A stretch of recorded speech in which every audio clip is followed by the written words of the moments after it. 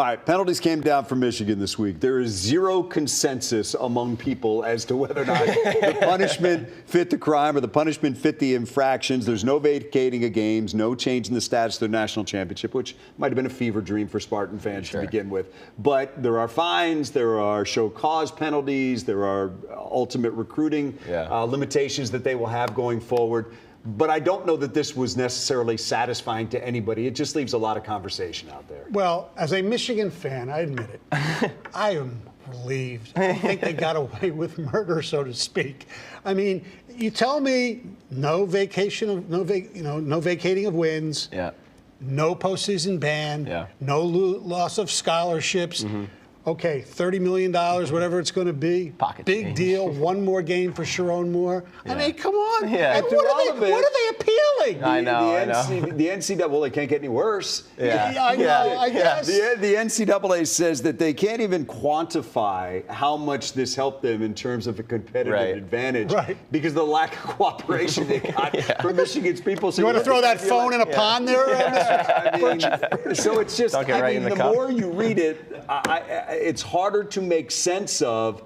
But in the end, again, you're not going to find many people that can come down on the same side of the issue and say, well, I agree with everything. People are so entrenched on either side. No one's going to be swayed one way or the other. Right, to your point, if you want to discredit the national championship, you point to that pretty damning report from the NCAA, which described essentially a lawless program under Harbaugh. If you want to legitimize the championship, you point to what they did in the 3 games that Harbaugh was suspended that season and after Stallions was banished. And if you want to maintain your sanity, you just block out the extremes on either side. But just when you thought this was over, Michigan appeals. And so around and around we go, and it feels like the issue that just won't die. It does appear that the actions of the people involved certainly don't give about an air of innocence. No! When you're throwing things in ponds and refusing, deleting text messages and refusing to cooperate, you're not exactly saying, hey, we got nothing to hide here. Right. And the other thing is, I don't know about you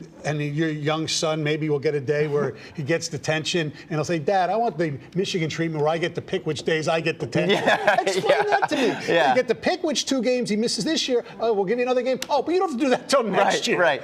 I don't want to miss field day, but I'll miss my history exam. Yes. And as a Michigan fan, I'd rather have him miss the Oklahoma game. If he's a good coach, I'd want him coaching Nebraska. Is the overall intent of the NCAA now to not penalize current athletes for what former athletes or current coaches were former coaches did? In the case of Sharon Moore, he is both. But is that a good thing? Because I do feel like there have been times in the past where we've looked at programs that have been hit hard and we said, well, these people there had nothing to do with it. It's the people that left it behind in ruins. I think the introduction of NIL has a lot to do with that, and the NCAA realizing that players are making legitimate, clean money now. And if all of a sudden you come down on them or their program, you might limit whatever opportunities they've already accessed. And so I think there are more factors to consider other than the competition on the field. It's also the fact that these guys are probably relying on these sources of income that could be altered if programs are penalized. And the programs are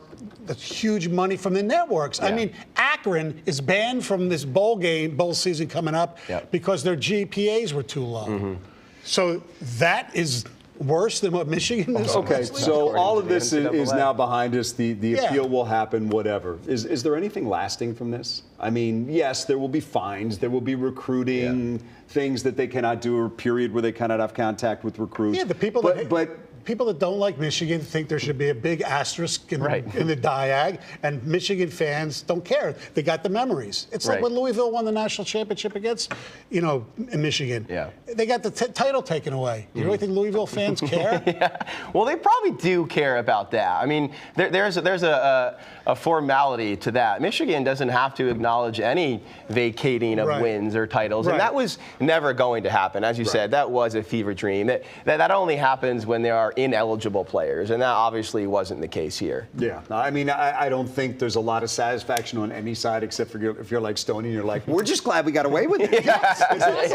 But if you're a fan of another school in the Big Ten, you're looking at this and you're saying, there was a significant competitive advantage there. NCAA says you can't prove how much of one. So on and on it'll go, around and around it'll go.